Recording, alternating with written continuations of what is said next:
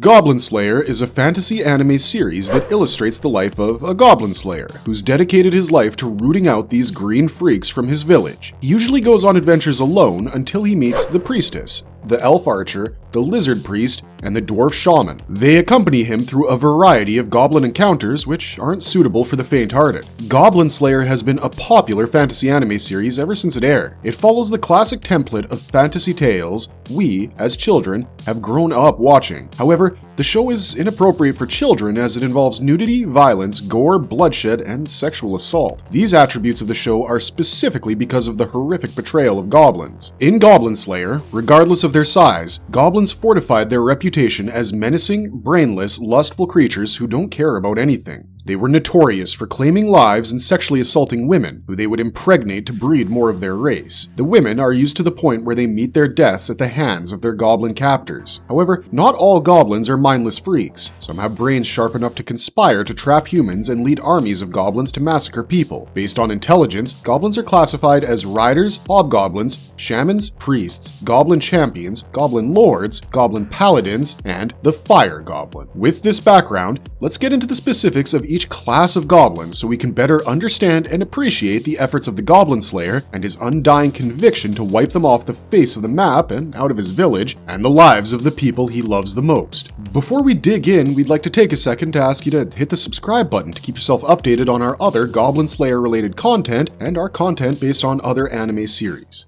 Goblins, a general overview. Goblins are the weakest of all monsters. They're vicious, cunning, psychotic, sadistic, and extremely perverted. Despite being the weakest of all monsters and the least intelligent, they know how to lay traps and ambushes. A goblin starts out as a small green-skinned humanoid with a pointy nose, ears, fangs, and claws. Some goblins have shaggy hair or facial hair, while the rest are bald. As seen in the Goblin Slayer anime, some goblins grow over time and grow bigger than the size of a full-grown man, while others remain stunted. Goblins cover their private parts with loincloths. As goblins age and gain experience, they gather armor and clothes, which they steal from victims they prey on. Goblins differ from each other in terms of magic powers, physical build, and strength, as well as choice of weapons. Regardless of their rank, goblins have an exceptionally good sense of smell and night vision. They can even smell metal, which doesn't even spare anyone wearing armor.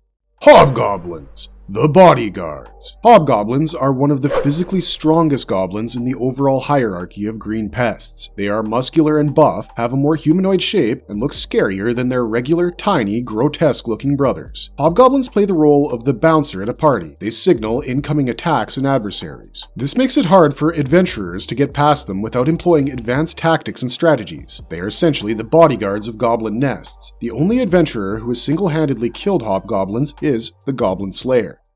Goblin Riders, menace riding on a wolf. Goblin Riders are the second-degree guards that have powers to tame wolves to be used as riders. In addition to training wolves to attack, these goblins also wield weapons like spears, swords, and daggers. This makes them a tad more dangerous than goblins that attack on foot. They're also bigger in size and smarter. However, the difference in size and intelligence isn't that apparent or significant. Goblin Riders are first seen in Season 1 of the show in Episode 11, where they attack the cowgirl's farm. They were also seen when the Goblin Slayer and his group were off on a trip and were crossing the river. The group found it hard to fend them off as they attacked in hordes.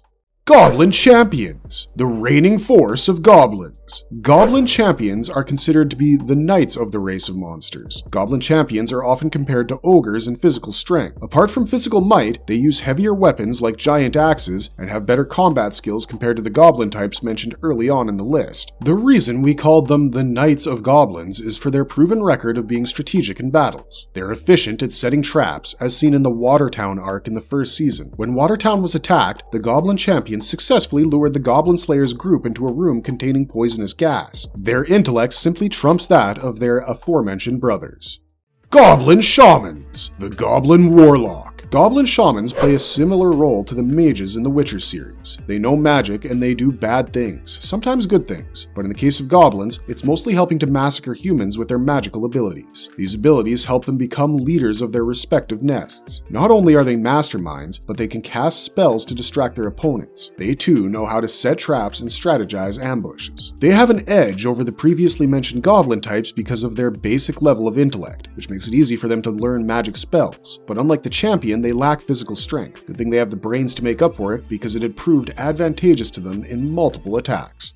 Goblin Priests, worshippers of chaos. A Goblin Priest is an uncommon class of goblin that worships the gods of chaos. They wear more decorated clothing and have tattoos all over their bodies. This sets them apart from the Goblin Shamans. The Goblin Priest has abilities like Protection, which the priestess from the Goblin Slayer's side can use as well. The only difference is that the Goblin Priest does it by using the blood of the dead bodies from the dungeons of the dead. Goblin Priests don't seem to have an idea about the price they have to pay for their devotion to the gods of chaos. This is evident when the priest gets killed as he summons the Greater Demon's arm. The Goblin Priest made its first appearance in Season 2, Episode 11, when the Goblin Slayer and his group rescue the kidnapped princess from the priest.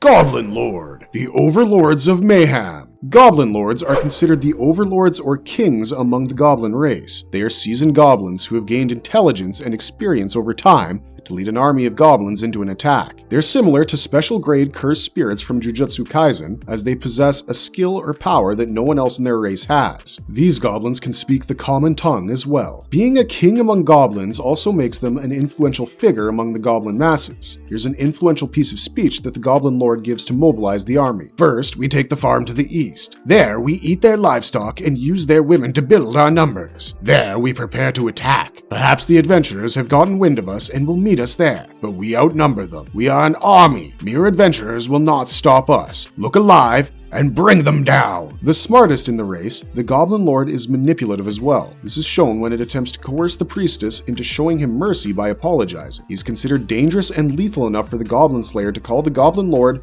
Platinum ranked. While these are ranks given to human adventurers in the village and only Hero owned the Platinum rank, the Goblin Lord might just be strong enough to give Hero a bad time in a fight.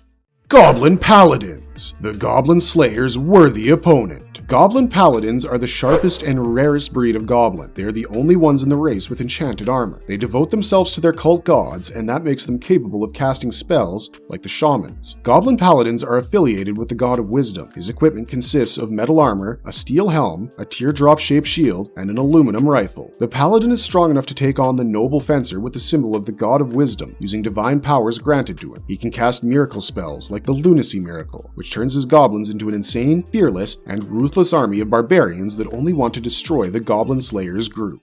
Fire Goblin, Golem of the Goblins. Fire Goblins are a unique category of goblin discovered by the Goblin Slayer during the mock dungeon contest. The goblin had stolen a special magic staff from the fire demon sarcophagus. This resulted in the goblin gaining a great deal of magical power and battle intelligence, but the goblin was nothing without its staff. This was seen when the Fire Goblin dropped his staff while fighting the Goblin Slayer because of a meteor spell. It was now open for the Goblin Slayer's attacks as he was a regular goblin. Quite interestingly, the goblin had the uncontrollable urge to gain his precious. There is another mythical creature associated with the word precious, obviously Gollum from the Lord of the Rings saga. In The Hobbit, Gollum referred to the One Ring as his precious. This creature was deeply possessive of the One Ring, as though the ring were everything he ever wanted in life. Quite rightly so, the ring influences Gollum's mind and body and extends his life beyond its natural lifespan. However, he had a love-hate relationship with his precious, just the way he loved and hated himself at the same time. So it can be said that the Fire Goblin and Gollum are similar in this respect, as they pin their bodies and souls to inanimate objects like staffs and rings, without which they couldn't live or fight. Speaking of inanimate objects, we think even wizards and witches from Harry Potter wouldn't have been able to fight the way they did if they didn't have their wands. Without their wands, the witches and wizards of Hogwarts were nothing more than muggles. There's a lot of popular series and movies where there's one character who carries a special object with them that has magical powers, and it's usually the enemy. Once you take that object away, the hero wins the battle against the villain. Marvelous Verdict. Though they are the lowest rank of monsters, we wouldn't entertain the idea of having goblins in the real world. The glimpses of what they do to the village in the series are good enough to conclude that these pesky creatures would ruin livelihoods, and women would be the biggest targets for breeding and propagating the race. These filthy green creatures are hard to kill because they attack in number. Many a rookie adventurer has made the mistake of considering them weak and lonely, only to meet their end at their cruel hands. The only person who's been able to kill them in mass is the Goblin Slayer. He also keeps a score of the number of goblins he kills in each adventure. The Goblin Slayer is nothing less than a killing machine in that sense. Interestingly, anime has used the concept of slayers quite extensively. This is seen in shows like Fairy Tail, which has dragon slayers, god slayers, and devil slayers, and Demon Slayer, where there's an army trained to kill demons, and they call themselves demon slayers. This idea is deeply rooted in Japanese mythology and legends, where ninjas, samurai, and onimushas existed to get rid of demons. You also see it in things like The Witcher. Like any good story, a victory of good over evil is a central concept that anime TV series show time and again. Intriguingly, the anime creators have opened up to show more bloodshed and gore to drive these points home, especially considering that the victory of good comes at the cost of lives. That's all we've got for you this time, but for more anime content and detailed character guides, subscribe to Marvelous Anime and make us your one-stop resource for all you need to know. Thanks for watching.